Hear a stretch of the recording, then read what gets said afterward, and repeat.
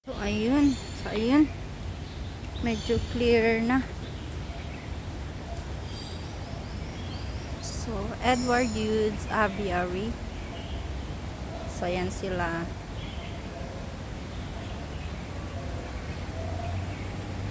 Ito ang entrance.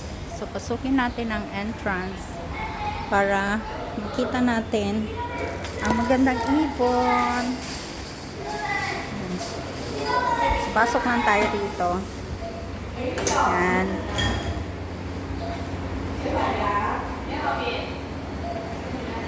Ito yung entrance.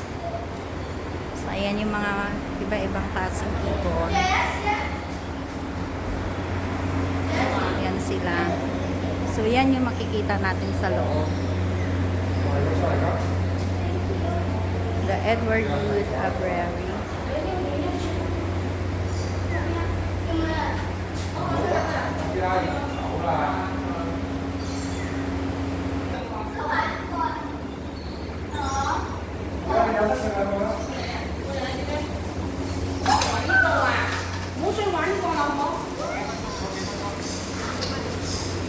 Yan, ang galing, may mga ganyan sila, oh. Sarang. Yan. So, maraming ibon dito. Ayan, ang dami.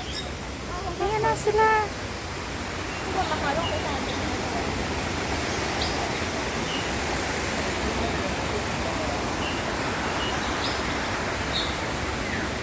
So, tingnan natin banda doon. Ay. Hello.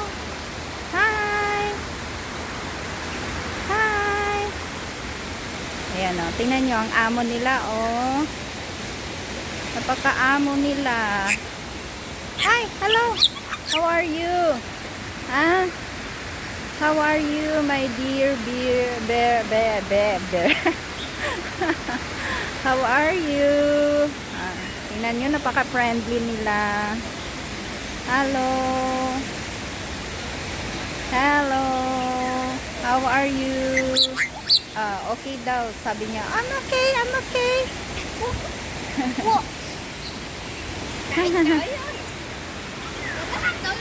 So, wala yung mga kumakain dito. Nasaan na sila? Yan. Sa baba, merong parang ilog. Yung iba nandun sa baba. Yung iba nandun sa puno. Ayun, may dalawa doon nagdi-date. Mga maliliit na ibon. So, tingnan natin dito. Mga nasa ano sila? Nasa taas sila doon, oh.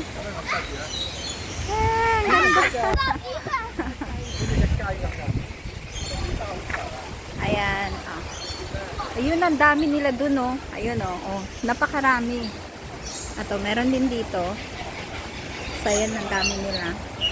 Ayan sa puno.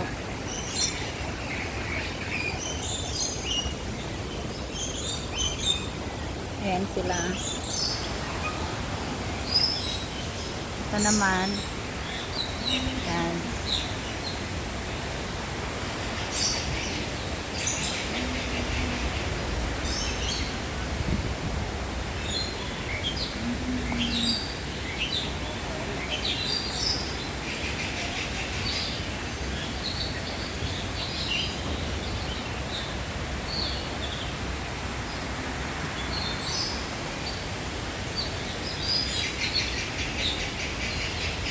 Ayan yung iba. Ayun, ang dami, oh. Nasa taas sila. Ayun, ibang kulay yun. Ganda ng kulay niya, oh.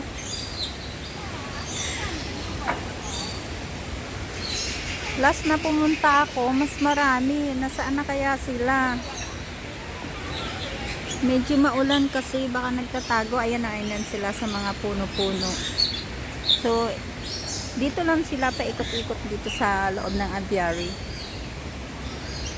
So may ano sila dito. Madaming mga puno. Ayan. Ayan yung isa. Minsan lumalapit yan sila sa tao. Eh, nanginginain yung isa doon. Nanginginain.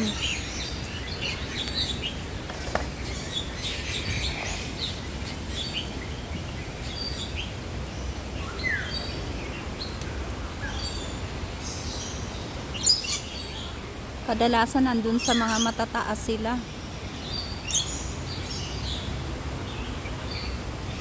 Nasa mga ano sila, nakadapo sa mga puno.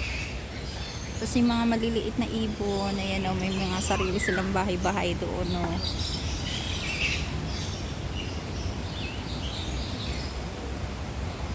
So ayan yung mga, ayan sila, yung mga nakatira dito. So ito sila. Yan. So ito yung makikita nyo natin dito sa loob ng aviary.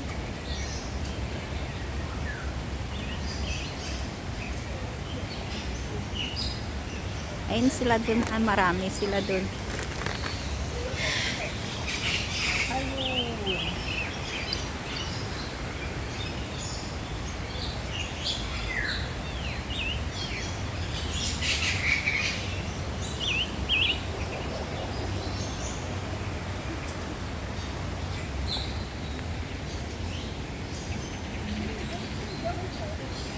Yung mga maliliit, magaganda yung kulay nila.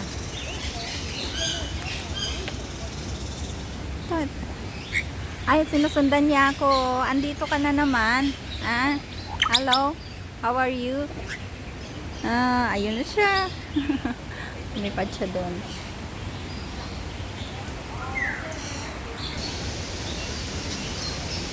Ayun. Ayun. Tapos ang dami dun, maliliit nandun sa puno ng mga nagtatago. Nagtatago sila ngayon, di sila lumalabas.